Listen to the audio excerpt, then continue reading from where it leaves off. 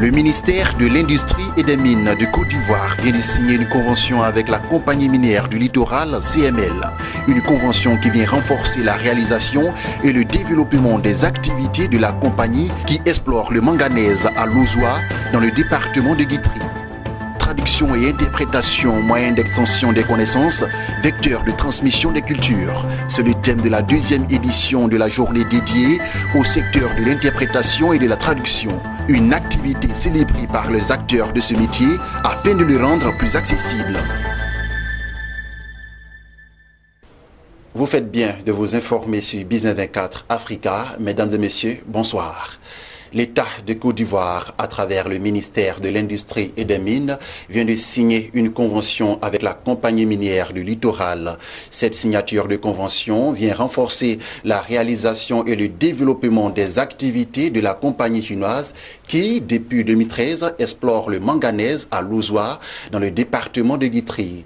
Cette signature de convention a eu pour cadre les locaux du ministère de l'Industrie et des Mines, 6 au plateau. Sandrine Bamba et Augustin Kra.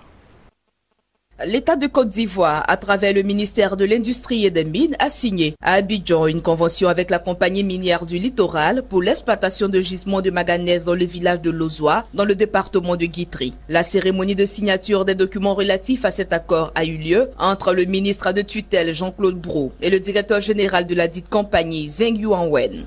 Cette convention pour nous a un sens important puisque vous le savez, il y a quelques semaines, nous avons signé une convention avec une compagnie pour le nickel.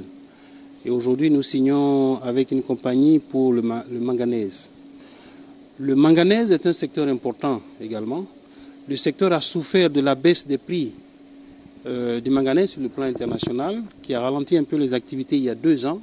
Mais depuis, nous assistons à une reprise des cours du manganèse. Et donc, on voit plusieurs entreprises, dont CML, qui se sont donc lancés dans des investissements. Donc c'est une activité pour le niveau du CML qui va générer une production annuelle d'autour de 300 000 tonnes de manganèse, c'est déjà important. Mais surtout avec cette convention, la compagnie va investir dans une usine pour enrichir le minerai, donc lui donner plus de valeur ajoutée et donc donner un niveau d'exploitation plus élevé. Selon le directeur général de la compagnie CML, la production cumulée à ce jour de la mine est plus d'1 million de tonnes, un chiffre qu'il compte voir s'augmenter. Le directeur a également annoncé les couleurs des futurs investissements dans le pays pour le bien des populations. L'objectif à court terme, c'est une production de 300 000 chaque année, mais après la mise en place du projet de partenaire, ça peut atteindre jusqu'à 800 000. Nous envisageons d'acquérir un terrain de stockage, notre propre terrain. Cette mine de manganèse dans le département de Guitry vient s'ajouter aux autres gisements miniers de manganèse déjà en exploitation sur toute l'étendue du territoire national, à savoir ceux de la zone de Korogo, de Dikodougou, de Bondoukou et de Kagnasso.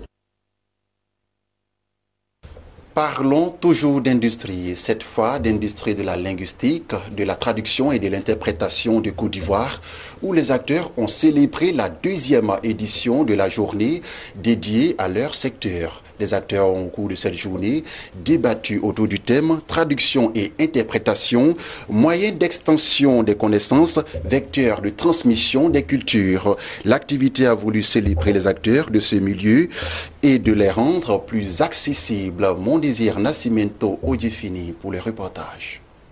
Il faut expliquer certaines expressions qui sont difficiles. Il y a des expressions qui sont très difficiles. Même nous qui faisons le journal à la télévision, bon, nous ne les comprenons pas et nous sommes obligés d'aller voir le journaliste qui a fait le reportage pour expliquer, pour pouvoir expliquer aux sourds et faire les signes. Ce monsieur est un traducteur professionnel. Il ajoute à ses gestes des signes pour expliquer aux sourds et aux muets ce qui se dit. Ils sont nombreux les métiers de la traduction et de l'interprétation, peu connus du grand public. La Journée internationale de la traduction et de l'interprétation a été organisée en Côte d'Ivoire pour montrer la solidarité de la communauté des traducteurs dans le monde entier et promouvoir les métiers de la traduction dans les différents pays. Nous avons la ferme envie et foi de pousser très loin, très loin la connaissance, propager les cultures en les transmettant sans que la langue, dans ce qu'on appelle diversité et richesse individuelle, ne soit perçue comme un obstacle, mais plutôt comme un atout. Le 21e siècle est le siècle de la connaissance décuplée, délocalisée, la connaissance dispersée, et les opérateurs linguistiques que sont les traducteurs, les interprètes, les réviseurs, les terminologues et tous ceux dont le métier est lié au nôtre, ils représentent tous la cheville ouvrière de cette buée vers l'or intellectuel. Grâce à nous, nous passons désormais à une matière première qui ne tarit pas parce que nous parlons de connaissance. Avec au menu des échanges plusieurs panels, ateliers et B2B, les traducteurs, interprètes, terminologues, correcteurs ont voulu intégrer le marché des petites et moyennes entreprises afin d'accompagner le développement et l'entrepreneuriat en Côte d'Ivoire. L'on a tendance à voir les PME comme tout ce qui est informel et mal organisé. C'est pourquoi toutes les occasions de voir des PME telles que celles qui vendent aujourd'hui leur savoir et autres produits de la matière grise, s'organiser pour mieux se faire connaître et donner une meilleure image de leur métier et de leur secteur d'activité. La JTC, Journée internationale de la traduction et de l'interprétation, impulsée par la Maison d'interprétation et de traduction Conference and Traduction, ouvre une lucane aux personnes désireuses de reconversion, aux étudiants en quête d'orientation et de nouvelles opportunités. Un marché des arts, culture, diversité des langues est prévu pour les prochains jours. Il convient de noter que la Journée mondiale de la traduction est célébrée chaque 30 septembre. Elle a été officiellement reconnue par l'UNESCO et les Nations Unies en 1991. 2 journées pour proposer et promouvoir des constructions et une architecture durable en marge du Salon de l'architecture et du bâtiment Archiba 2017 qui s'est ouvert mardi dernier à Abidjan. Les premières réflexions portaient sur les questions dites architecturales et conceptuelles et des bonnes pratiques enregistrées sur notre pic. Jérémy Aouré, Richard Akeke. Construire un climat chaud dans le respect des principes du développement durable, les écomatériaux pour la promotion des constructions écologiques en Côte d'Ivoire, la promotion des écoquartiers à Abidjan. Voilà les thématiques des sessions qui ont réuni ce mercredi architectes, chercheurs, promoteurs immobiliers et autres étudiants en architecture. Les intervenants, Wiesman Misha, architecte, professeur Emerewa Ejikeme de l'université Félix Houphouët-Boigny et Ayamel Sarah, également architecte, ont présenté les bonnes pratiques dans les climats chauds avec en prime la promotion des villes durables en Côte d'Ivoire. J'ai parlé en fait de 2 principes de climatisation. Il y a l'un qui est plus connu en Côte d'Ivoire, c'est la ventilation naturelle. C'est connu mais pas assez élaboré, assez mis au point pour que ça marche vraiment dans tous les cas. Et l'autre système dont j'ai parlé, c'est pas très connu, ça vient plutôt des pays du Nord, c'est le système passif. Et je pense que la ventilation naturelle reste très valable pour la plupart des choses et surtout pour des constructions avec des budgets réduits. Ça reste la solution la plus intéressante. Nous n'avons pas besoin d'attendre que d'autres personnes viennent d'ailleurs pour venir étudier ce que nous faisons, notre comportement, et repartir, moderniser cela, et puis revenir nous vendre cette technologie. Nous avons des cerveaux, nous avons des savants qui peuvent mutualiser leurs efforts en Côte d'Ivoire et sortir des produits que nous pouvons travailler et normaliser et puis les utiliser sans crainte. Et les assureurs pourront assurer des maisons faites avec ces produits. Ceux qui ont commencé à utiliser les écomatériaux ou les produits d'écomatériaux en Europe n'ont pas forcément attendu d'avoir une norme. Ils ont osé. Ce jeudi seront à l'ordre du jour les questions environnementales et énergétiques, puis les ressources énergétiques dans le cadre de la 2e journée de conférence Archibat 2017. Restons toujours à Archibat 2017 et cette fois allons à la rencontre de Sandrine Danouma, responsable de Bera Compagnie, une société spécialisée dans l'étanchéité des bâtiments reconnus pour la spécificité des matériaux locaux qu'elle utilise.